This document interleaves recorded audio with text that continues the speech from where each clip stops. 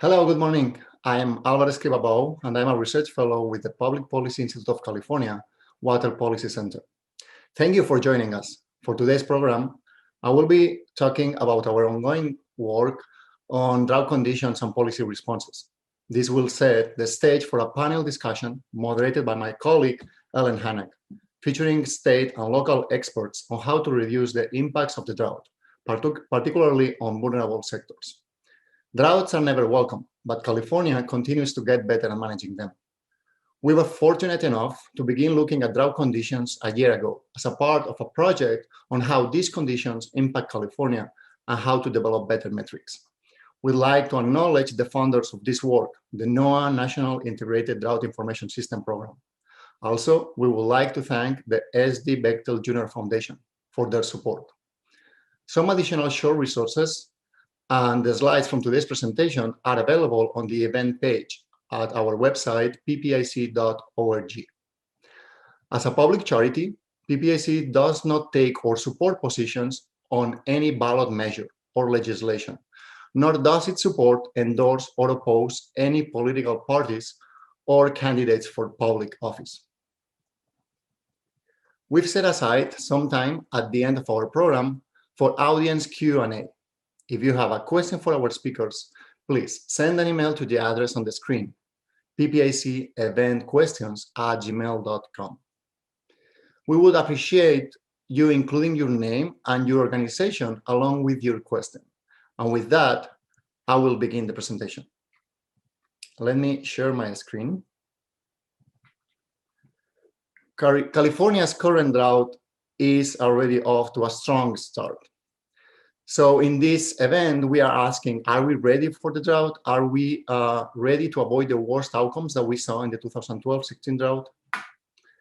So we'll try to answer these questions. During the 2012-16 drought, we saw that the state had high or really big vulnerabilities in some key sectors.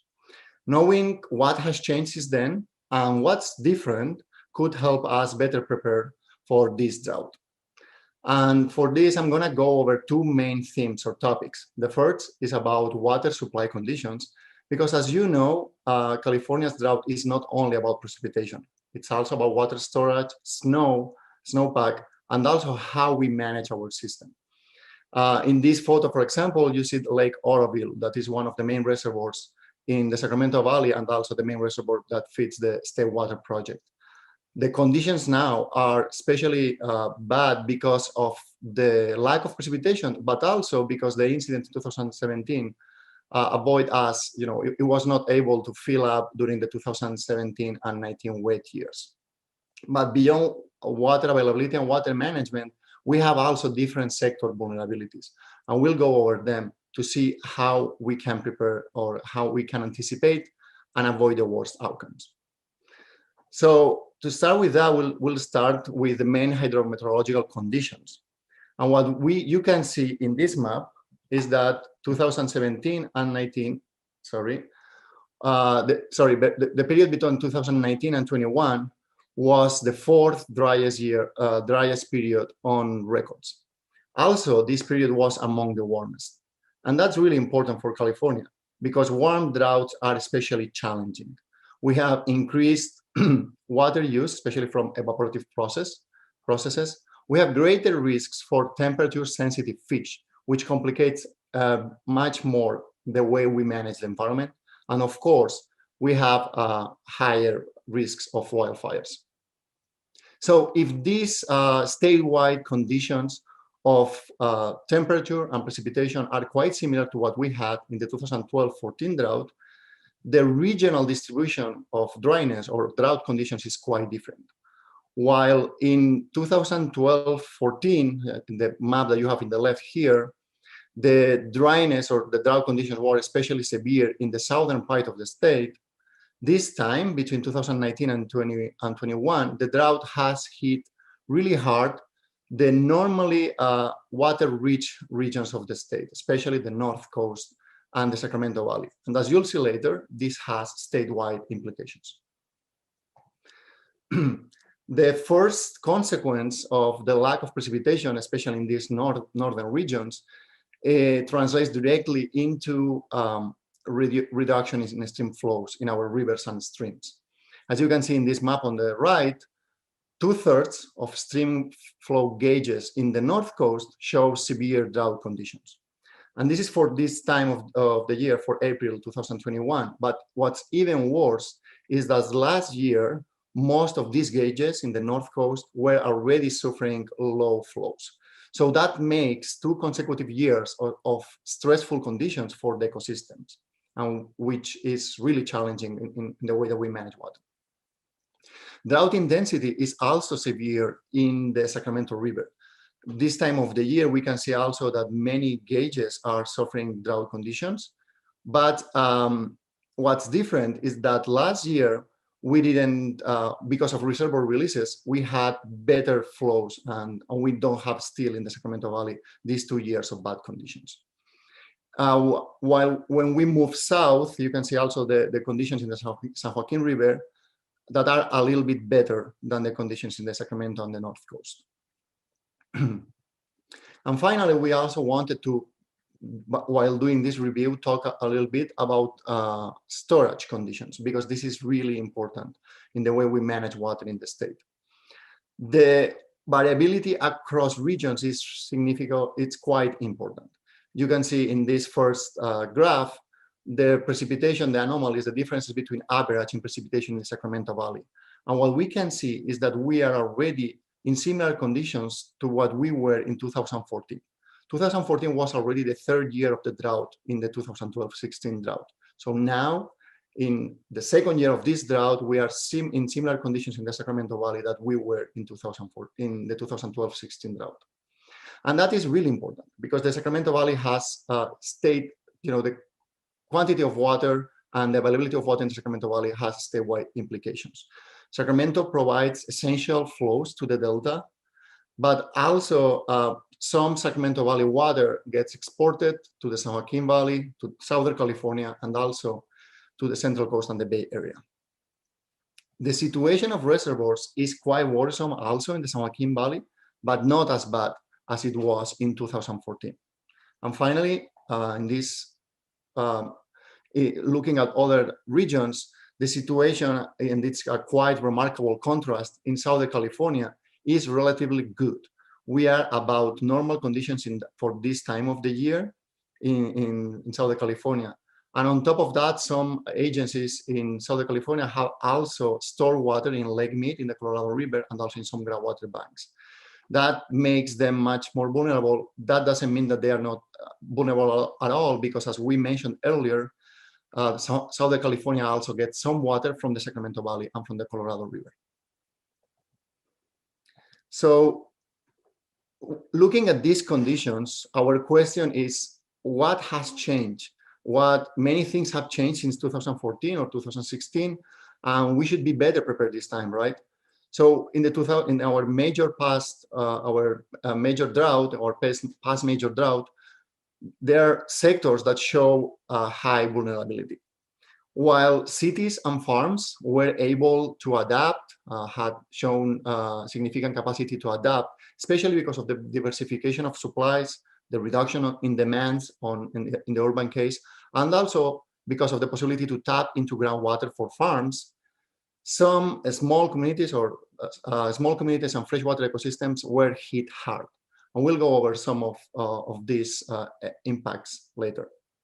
But as we mentioned, we have seen significant changes since then. Probably the most important one is the passage of the Sustainable Groundwater Management Act, which now mandates better groundwater management. We have to achieve sustainability by 2040, but also we have to avoid any undesirable results. We have also seen many other improvements in data, information, other mandates that should put us in better position to avoid the worst outcomes of this drought. So now we will go over the 4 major sectors: cities, small communities, agriculture, and environment, to see what are the conditions, what has changed since the last major drought, and also what could we expect and what could we do to avoid these impacts. For cities, investments to improve supply reliability, supply diversity, and also in water efficiency paid off. So demand also is quite low in this moment. It's not quite, I mean, it's lower than it was in the beginning of the 2012-16 drought, which makes it more resilient. Because of these issues, in general, statewide, we could say that in general, most cities shouldn't be having big impacts this time. Although this general sense of resilience this year, some agencies in the North Coast and Bay Area are already asking for conservation. And this is just following their normal drought contingency plans. But since the 2012-16 drought, we have seen new drought planning requirements and also reporting requirements, which should increase the information that we manage on local conditions, both on the supply side and on the demand side. This should help us targeting more the actions that we should take looking at the local conditions. But on the other hand, we have small communities. Most of these small communities rely solely on shallow groundwater wells. That's what makes them much more vulnerable. These communities, especially in the Central Valley, communities of color, saw a lot of dry wells during the 2012-16 drought. Almost 3,000 wells, domestic dry wells were reported dry. We have done some initial analysis right now. I collaborated with Dr. Rich Paulo to create these maps in the right. And what we have done, it's what could happen this time. Given the increases in groundwater pumping that we could see this summer, how many water wells could go dry during this summer or in the fall, but also if drought conditions persist next year, what could we see next year? So we initially estimated that 2,400 wells could be impacted this year, and additionally 900 more wells could be impacted next year if drought conditions persist. But as I was mentioning, we have much better information, much more information, better information on many of these issues. And the state, in collaboration with local counties and GSAs, local agencies, could implement proactive strategies to avoid these issues. Look at the hotspots where this could happen and try to mitigate the worst outcomes. Funding, of course, is essential to ensure that these communities don't lose their drinking water. On the agricultural side, the reductions in water availability have translated into reductions in surface deliveries. Surface deliveries in the Sacramento Valley and also in the San Joaquin Valley have been reduced significantly, and water contracts also. In this time, trading of this, the remaining surface water that we have available could help improve the conditions overall, because they try to minimize the worst economic impacts. In this realm, state, federal, and local agencies have worked a lot since the last time, and we have seen a lot of improvements in this increasing flexibility to trade water. So that could help or should help this time. But we have also a major change that we already mentioned. We have now the Sustainable Groundwater Management Act, which mandates sustainability by 2040, but also has to avoid the undesirable results. So these undesirable results from increasing groundwater pumping would be drinking water wells going dry, infrastructure impacts because of land subsidence, and also impacts to the ecosystems because of groundwater and surface water interactions. So pumping water this time might be more challenging. Solutions to avoid these problems is to include mitigation strategies like deeper drinking water wells, or also incentives to pump less in sensitive areas, especially in those areas where we have subsidence or where mitigation actions for drinking wells are not possible. So these solutions, some partnerships between farms, cities, or small communities, and of course promoted by the state, could be really beneficial. Finally, ecosystems fared really poorly during the past drought, and it might be really challenging to manage some ecosystems this time too. The combination of dryness and warm, we have this warm drought is posing more challenges on how we manage some temperature sensitive species. We are expecting growing trade-offs and conflicts between urban, agricultural, environmental users. And to avoid the most problematic issues, key agencies should take action as early as possible. And one of the best issues that could be addressed is to communicate clearly with stakeholders about the liabilities that the environmental management has, and also about with other stakeholders. So with that, what we can conclude is that California should try to avoid the worst impacts of this drought by acting as early as possible. State, local agencies are already working on that, but we saw last time that California was slow to respond. So we should try to act as early as possible for that, as I was mentioning. And looking at what has happened between the past drought and this drought, we are more optimistic. Significant investments and new mandates are quite likely to increase our preparedness this time. But to avoid the worst outcomes, of course, we need to early responses, act as early as possible, especially to avoid the worst potential outcomes for this summer, but also plan for a potential third year of drought, which would be really painful. So cooperative approaches, creative partnerships between farms, cities, groundwater agencies, small communities could help in trying to minimize these worst impacts. So hopefully we will be better this time.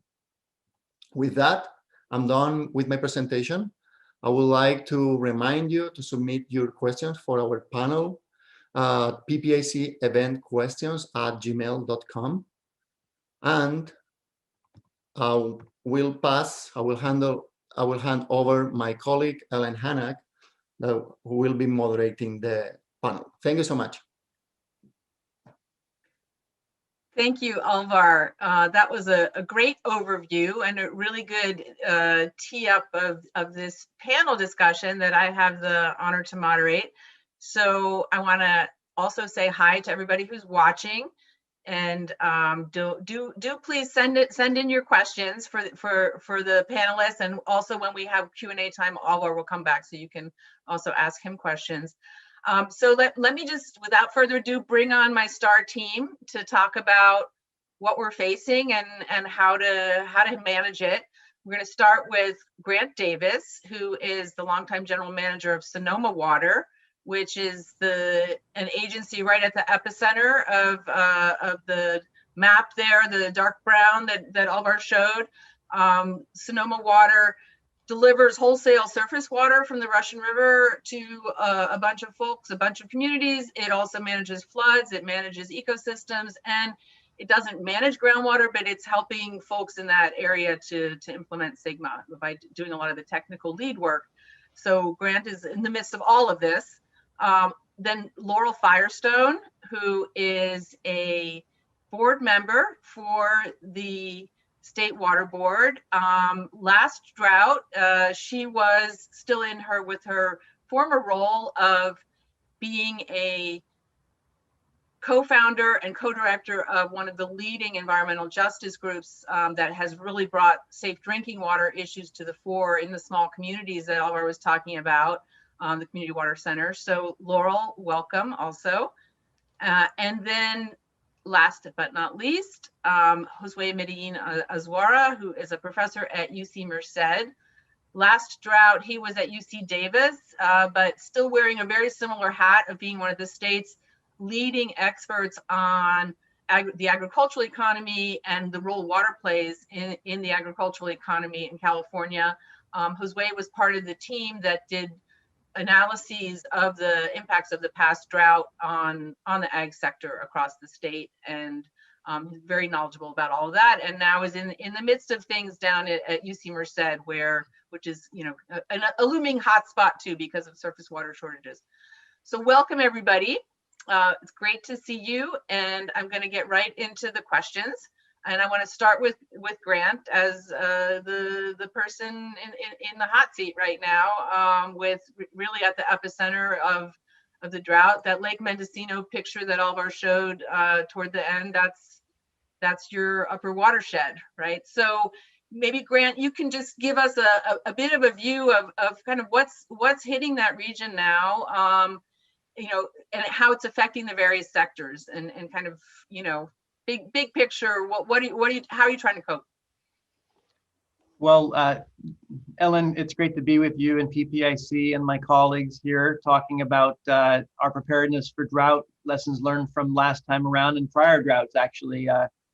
To start, I just want to kind of give an overview for folks in case they aren't aware of exactly where we are in the state. And we're north of the Golden Gate Bridge. So the county is north of the Golden Gate Bridge, parts of Marin, all of Sonoma, and some of Mendocino. That's our service area. It's 110-mile long Russian River watershed. And that's what we're stewarding and doing this. And we've done this through multiple droughts.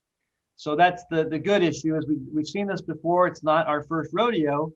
However, we're looking right now in our two reservoirs that we co-manage with the U.S. Army Corps of Engineers. Lake Mendocino is a smaller body up in Mendocino County. It's Coyote Valley Dam. It was the first one to come on in our system. And it is only fed by annual rainfall, although the precipitation, we also augment that with imported water out of the Potter Valley project, which is something that might come up during today's discussion as well. So we manage the Lake Mendocino, which is currently at around 40% of capacity. That is a little over 36,000 acre feet of water that somehow we're going to have to manage all the way through this hot summer and through the fall until hopefully we see rains to come in the next rainy season. But nobody can predict the future. So back on April 21st of this year, last month, Governor Newsom stood on at the bottom of Lake Mendocino and declared that where he was standing, he would have been 40 feet underwater. It's a very dramatic statement, but true. Hard to comprehend that we were in such a dire situation, but to manage 36,000 acre feet of water through an entire season, there's a point you ask the question, how low can you go? And what's prudent? And our water modeling right now, the best that we can do, and looked at multiple scenarios, is that we don't feel comfortable. We don't think it would be advisable to go anywhere below 20,000 acre feet. And that would be the lowest that we'd ever had to manage that reservoir for these conditions. So we have historic drought conditions, reservoirs that are at their lowest levels at this time of year ever. And basically the second year, as mentioned earlier, Alvar was talking about, we're kind of in the second year, or what would have been a third year drought. And that's the problem. It's come on faster and it's more dramatic, more pronounced. Now, one of the things that augments this, that makes me feel a little bit more comfortable, is that we have been working with the state board and on what are known as temporary urgency change petitions. Those are where you go to Laurel's board and you ask that you are able to adjust your minimum flows and the flows out of the reservoirs based on conditions. And back in 2020, we did this. We did it in 2021. And here we are again, middle of 2021, and having going for our third temporary urgency change petition. They expire every 180 days. But basically, we've been in this mode for 2 years. And that's an issue that we've got to add the lower Russian River now into our urgency change petition. And in order to do that, we're going to need to really make serious commitments to reduce diversions out of our primary water supply, which is the Russian River. And we're saying a 20% reduction is going to be a very difficult but challenge for us, and we're going to do it. But that means we have to get cooperation from the entire region, or all of our contractors. We serve 8 of them, from basically the town of Windsor and Santa Rosa, down Highway 101 through Rohnert Park, Cotati, Petaluma, into North Marin County, and ultimately into Marin Municipal Water District service area. We supply them about a quarter of their water supply. So it's got to be this collective 3-county response. When the governor came in to declare a drought emergency, many would ask, what does that mean? And in our case, we're hoping that we're going to be getting a serious look at the type of resiliency projects that are going to be required to make it through. I'm a big fan of what the state DWR is looking at with FloodMar. Basically, that's their version of aquifer recharge or groundwater banking. The idea there is to take water when it's readily available, generally in the winter months, and be able to take that out of the system and park it underground, which is our 2021 version of new storage.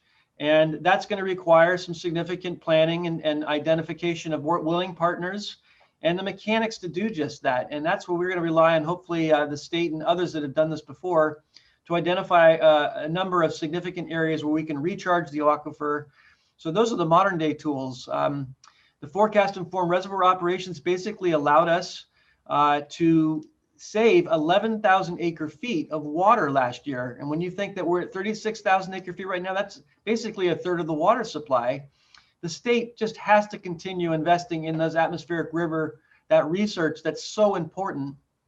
We've been on this for 6 years since the last drought. It started, the forecast informed reservoir operations saga started on top of Lake Mendocino, the first governor's drought task force at that drought back in 2014. And we were up there, this is circa 2013, 2014, right after the Army Corps of Engineers had to make a huge release, upwards of 25% of the reservoir because of concerns about flooding. And unfortunately, we never saw rain after that. Was the start of the drought. And so essentially we were left without rainfall and asked the question, can we do better? And that's where we're at right now. We've had a good investment from the state. We need to continue that investment. It's probably around a $9 million a year, 5-year program. We're in year 2. So the state's knowing this is important. And the reason it's important, it's not just Mendocino. I've got to do this forecast informed reservoir work, looking at atmospheric rivers and understanding those mechanics up at Lake Sonoma, our larger reservoir that's going to be serving the 600,000 customers we have south of Dry Creek. And Oroville is another dam that DWR is looking quite closely at how to maximize precipitation information to inform your water management. Orange County is looking at Prado Dam. So there are replication opportunities. Each reservoir is like your own baby, and they're all different. And they all need different approaches. And that's why you can't just have one cookie cutter approach. They've got to be tailored by a committee of experts that know their reservoirs and know what the unique conditions are. But I'm convinced if more atmospheric river research dollars come in and more examples of FURO are applied, more groundwater recharge embankment recharge projects, we will do better, but we need to be fully leaning in and engaged right now. Thank you, Grant. So Laurel, I'm going to turn to you next and kind of, Grant clearly has laid out how some ways in which they're in better shape now because of some of the planning and the early work on what he was just mentioning, this FIRO, flood informed reservoir operations, but they're still in a tight spot right now. And a lot of the recharge actions, those are about hoping for next year and beyond, right? And getting ready to seize those opportunities. So just thinking about now in the moment, Grant mentioned the emergency order, and some of the balancing that's going to happen as part of that. That's you at the state board are in the epicenter of that. That's fundamentally, you're the lead agency on that. So maybe just give us a little sense of, there's been a lot of discussion in the news about the emergency order. Why was it not statewide this time? Why was it focused on Grant's region? And kind of what else is on the state's radar right now? Great. Yeah. I think we know that drought is a reoccurring theme in California. Each region feels its grip differently and differently each year. And we recognize that some regions like the Russian River watershed are already in the state of emergency, and others are really focused on preparing for these worsening conditions, some of which are really imminent, and also thinking about prolonged drought. And so in the interest of really acting early, the governor issued this executive order for drought preparedness as well as this emergency proclamation specific to the Russian River watershed. So the idea is to ensure that we're providing support for the regions where impacts are severe and where rapid response is needed, and also helping us prepare for another dry year. So the emergency proclamation suspends, as Grant said, suspends certain contracting requirements to allow more accelerated response, suspend CEQA for TUCPs or emergency curtailment regulations. And the executive order, which applies statewide, is really ordering us to be accelerating funding, working with counties to track and report and provide assistance for households and water systems that are at risk of shortage, supporting the agricultural economy and food security that are already impacted by cutbacks, and evaluating and taking action around protecting aquatic species. So the statewide drought declaration hasn't been issued or the emergency drought declaration hasn't been issued statewide at this point.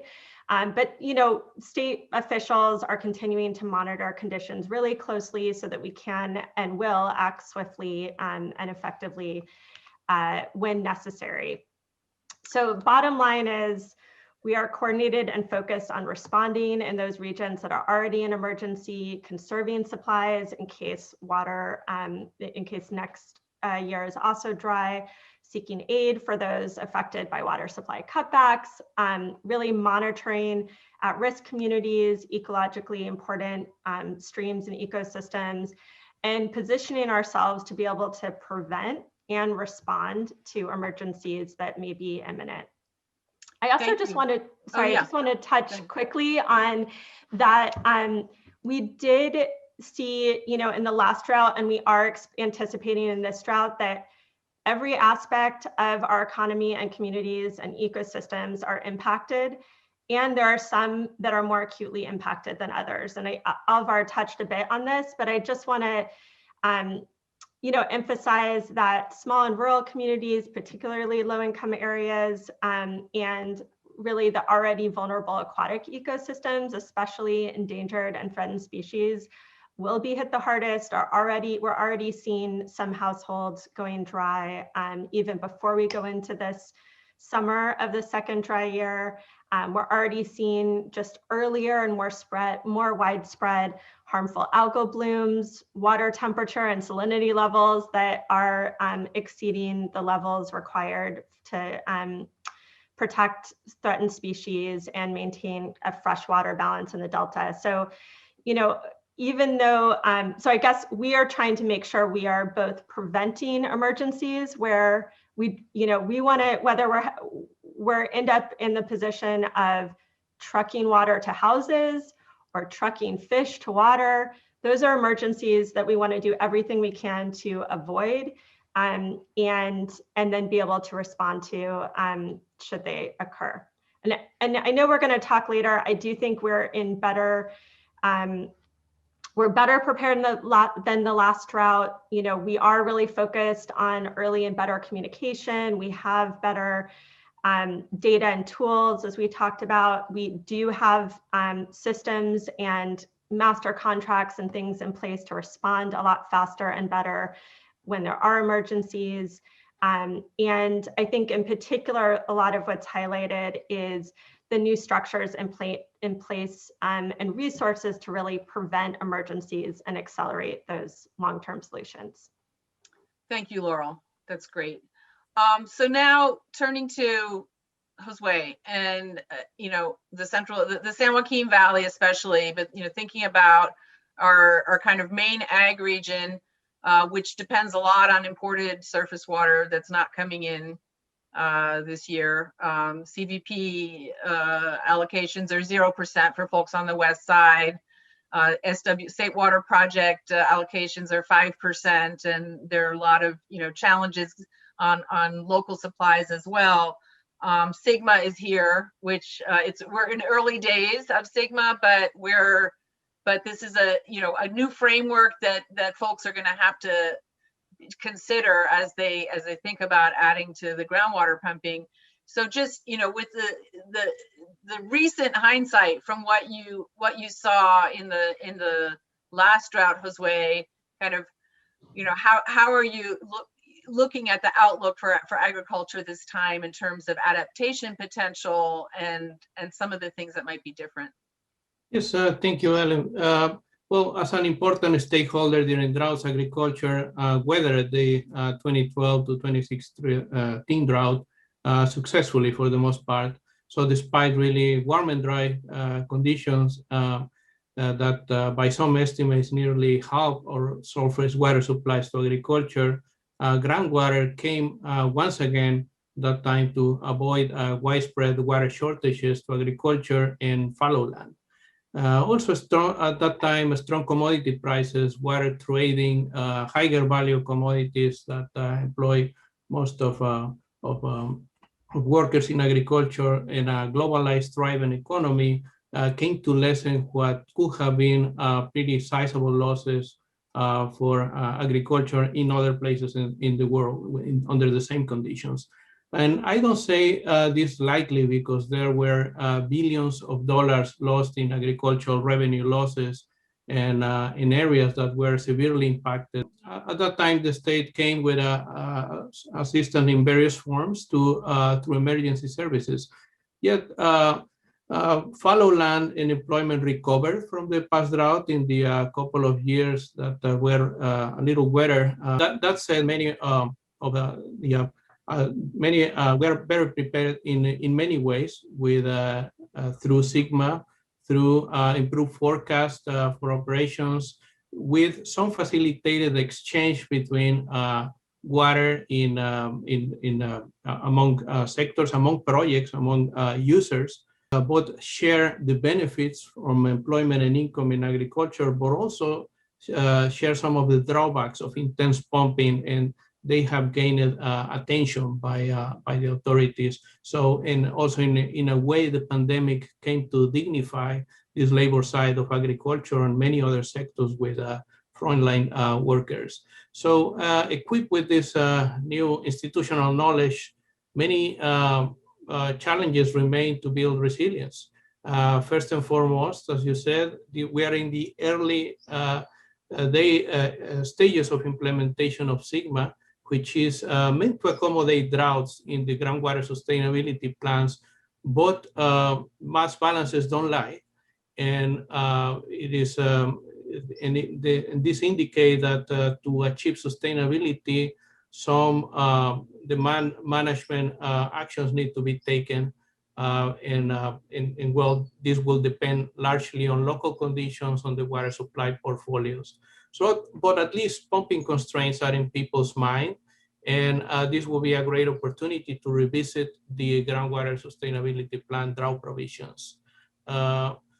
Second is some of the reservoirs are not as low as in the previous drought, but as per Alvar's presentation, many of the indicators point to very critically dry conditions to the state, and it will be just as bad probably for the San Joaquin Valley this time around as well. So going back to Grant's point, voluntary cutbacks and agreements will help us get in a better position for the next year shall drought continue. And lastly, we've been hearing a lot in the portfolio approaches on water trading, water banking, conservation, and managed aquifer recharge, showing a lot of promise. So on the good side, many of the areas that have adopted these sorts of approaches are likely to see some payoffs from this, even small, during this drought. So that's some of the things we might see that can help build resilience. Thank you, Josué. And I for sure, the fact that we did have two pretty wet years, 2017 and 2019, after SGMA and since the last drought, in a context of just a tremendous energy around getting recharge going, has definitely been positive. And I think, you know, in terms of thinking about resilience, that's going to definitely be a key going forward. We don't have a lot of time left for questions, so I'm going to just do a quick round with our panelists, and then we'll go to Q&A. Just remind you to send your questions in, and I think, what is it? It's PPIC. Yeah, there we go. Thank you. Thank you, colleagues who are behind the scenes. PPIC event questions at gmail.com. And remember to say who you are, so that, because it's nice for us to be able to call you out. So to thank you, to acknowledge you. So just, you know, one quick last round of questions, and it's really about kind of what one thing do you hope we can do differently this time? And for Laurel, I want to tailor it specifically. If you can, you know, quickly in a minute, just say, you know, you mentioned let's try not to have to deliver emergency water in tanks to people. Are there ways, you know, that we can get ahead of this and maybe do some things like drilling wells deeper instead and that kind of thing, and maybe state local partnerships that we weren't ready for last time? Yeah, absolutely. I think the best way to solve drinking water problems is to get long-term solutions in place that both prevent a public health emergency and enable communities to be less vulnerable in the next drought. We're doing a lot around finally having the ability to see where these really vulnerable communities are, get a handle on that, and have master agreements in place, some funding sources in place to really try to accelerate the resources that we have to get those solutions in place. And I think are communicating early with both, well, especially with small water systems that are most vulnerable, that have, say, one source, to make sure that they are getting a backup source in place and getting permitted for any of those kind of emergency backup systems now, rather than waiting till their one source fails. Thank you. Okay, Grant, lightning round. What one thing do you hope we do differently this time to build resilience? I'm not sure I can say one thing, but the proper alignment, I think this time we've got local, state, and federal opportunities to align on how to approach this particular set of conditions. So there are some modifications that increased use of reclaimed water for a broader audience. I think that's going to help our ag sector quite a bit. There's some provisions in there that need to be clarified in terms of proper use and being able to use water safely to extend our supplies and bring that further. I'd like to see additional support for public-private partnerships on aquifer storage and recharge. Some of our larger growers, working with them to come up with true projects that will in fact begin to address the future droughts, but support for helping us to message properly, to get out ahead of this and make sure folks know exactly how they can bring their demands down. I was saying earlier before we started that Laurel's staff, literally, I feel like we can give them a PO box up in our neck of the woods, because they've been working regularly with our ag sectors and our upper Russian River water managers to come up with, hopefully, a coordinated approach that we can get through this very dry period. So it's more in the alignment of local, state, and federal resources aligning to get through and become more resilient for the future. Thank you, Grant. And Josué, final word to you on what you hope we do differently this time. You're muted. I think the broadening access to information dashboards, and that include water supply conditions, land and water use, water exchange opportunities, but also vulnerable communities with sensible shallow wells, as well as other data. This could be beneficial for decision making and planning. But yet, by broader access, this should go, I think, beyond data and model openness. Agencies like DWR have been thriving in support the technical efforts going around the groundwater sustainability plans. What I really mean is just having a way to translate many of these indicators into some more actionable items or inform or to better inform decisions within the evolving physical, institutional, and economic local context in the public interest. Right. And just as an example of that, I'll say, there's been sort of fledgling analyses about kind of what the best strategy is for dealing with shallow wells in a way that both make sure people have access to clean, safe drinking water, but also that is good for the local economy, right? And sometimes the solution is going to be about getting an alternative water supply or deeper well. Sometimes it's going to be about not pumping in those really vulnerable areas and providing incentives to farmers to get off groundwater in those areas. So thank you all for this great panel round. I'm going to invite Alvar back on because we're going to move into audience Q&A. And as a reminder, if you've got questions, PPIC event questions at gmail.com. I've already got a bunch of them here, so I don't know how much we're going to be able to get through.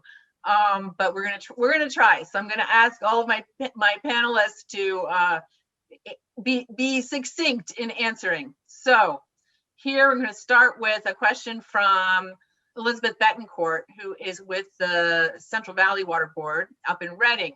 So up in the North State. She's asking, when is the last time the North State was drier than the South? Is this a normal occurrence? What impact does this have on planning for watershed sustainability? Some organizations have dismissed the Southern Sierra as lost to climate change. But if this becomes a reality up here, we're going to have to think about what this means for sustainability, including healthy forests.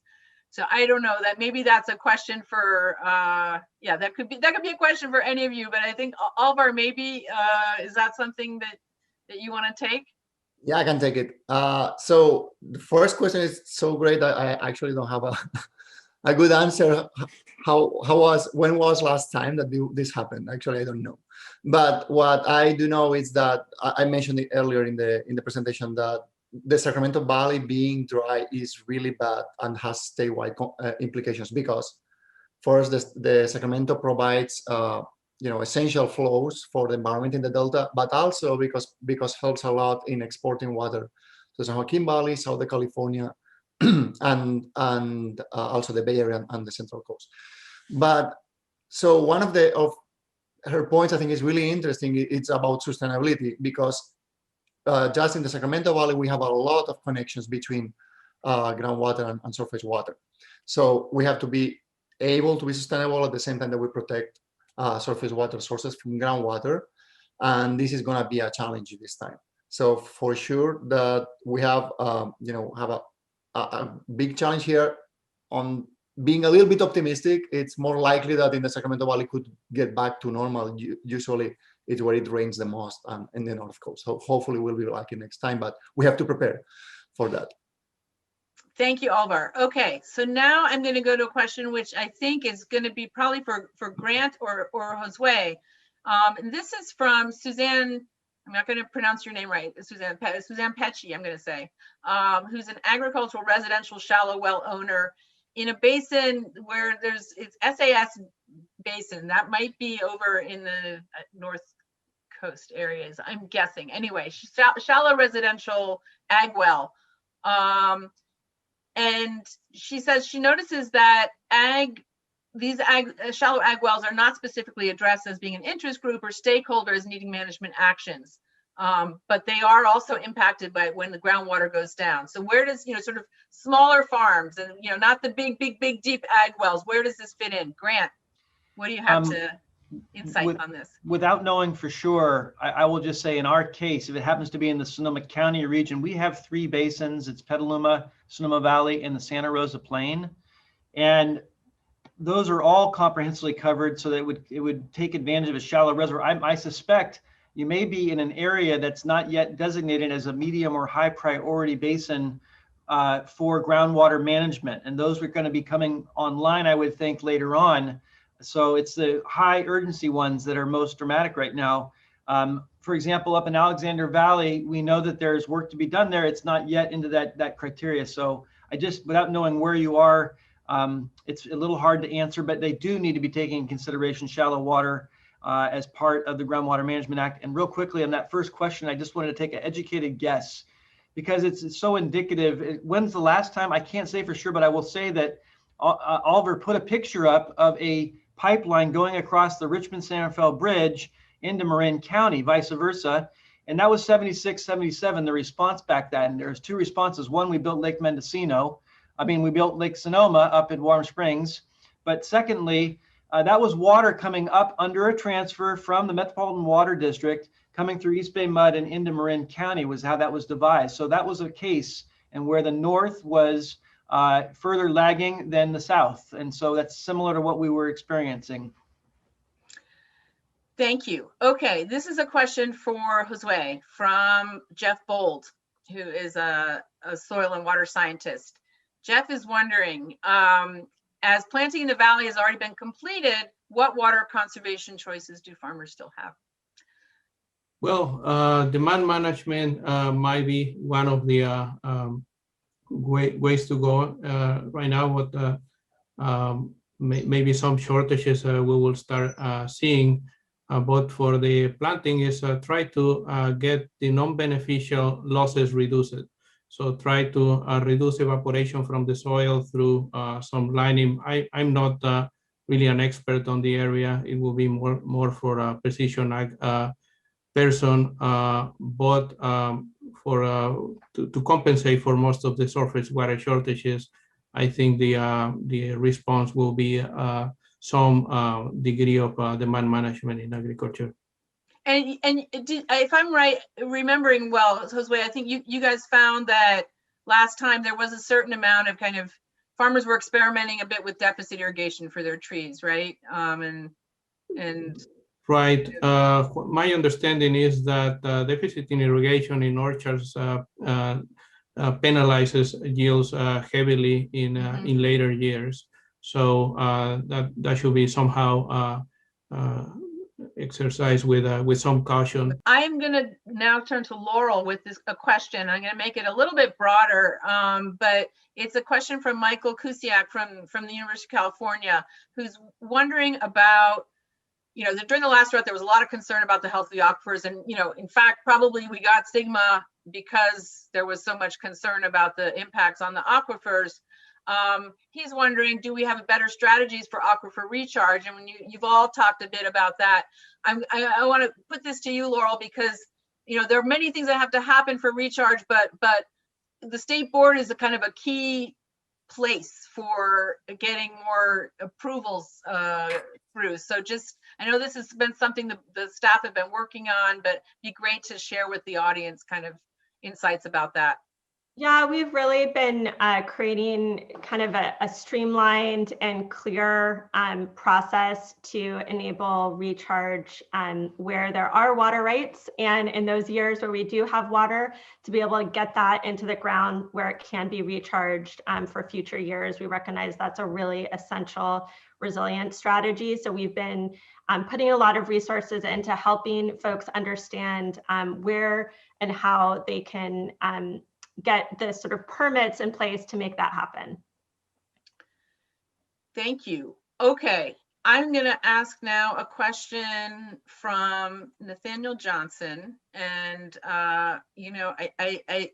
this is not a fire panel here, but we have some folks on here that have a lot of experience with fire management. I'm looking particularly at Grant on this. This is Nathaniel Johnson, who's from grist.org. What are the implications of this drought for the upcoming fire season? Alvar mentioned that right at the beginning. This is, when it's hotter and when it's hot and dry, that's not great for fires.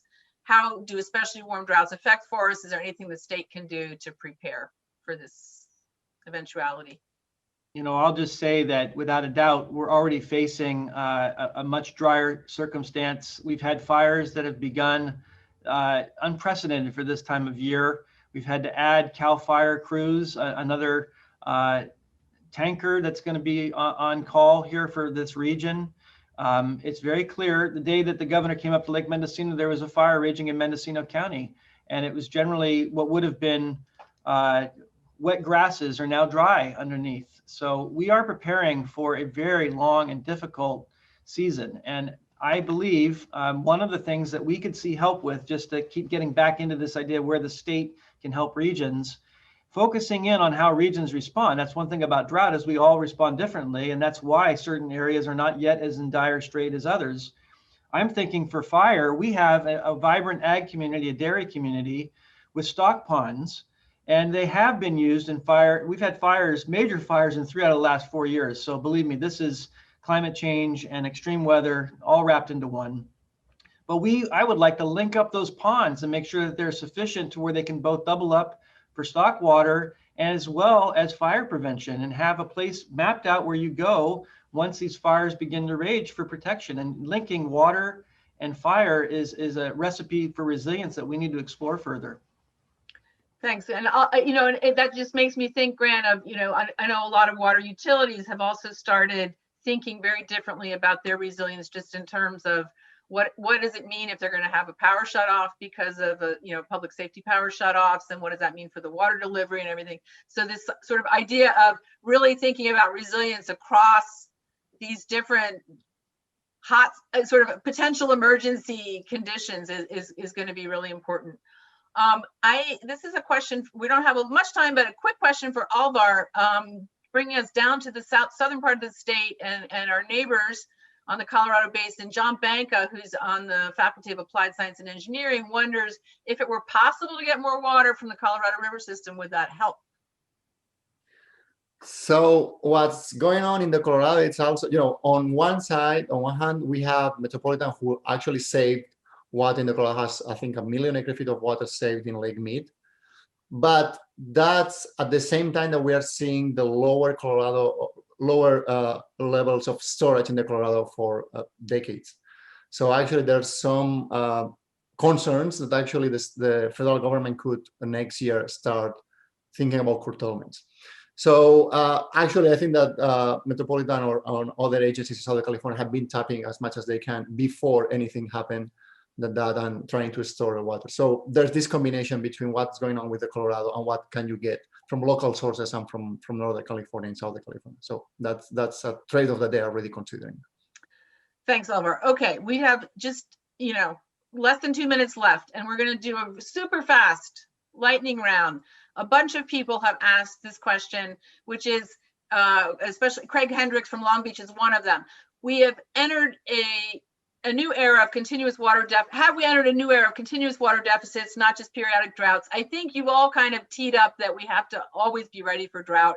So I just want to, instead of just answering him with yes, I want very quick, what gives you hope? And whoever wants to start on this, but you got to think fast. I can say that what gives me both some hope is that we have now more comprehensive approach, and we are bringing in communities, agriculture, ecosystem, cities, and into the game. Great. Laurel. I mean, I've seen just a huge change in our ability to communicate, share information, and coordinate early and often. And I think that will really help us bring together, I think, all the resources we need to put everything on the table to both respond effectively now and make sure that we're accelerating these kinds of long-term resilience projects that we need to have happen. Great. Grant. I just have to, I work for a board of directors. They're the ones that tell us to go out there and innovate and invest. My staff and the folks they work with are some of the most brilliant people I've had the privilege of working with. I'm confident that for Sonoma County, our North Coast region, our ability to partner and the specific desire to want to innovate and come up with things that work. And if you find out that they work, you share them and you document it. And the stuff that doesn't work, you never hear about. Thank you. Alvar, super, super, super quick. Yes, I think that we have done a lot since last drought, and we are in much better position now on the realization that we have to address these issues. I think it's quite common across the board. So I'm optimistic about that. Thank you to all of you, and thanks to our wonderful audience that we can't see, but we know you're there. We've reached the end, and I want to thank everyone, thank our funders, and if you pre-registered, you'll get a survey. Thanks in advance for answering it to help us improve. Be safe, have a good afternoon, and this will be available online for you to watch later if you'd like to share it. Bye-bye, thanks.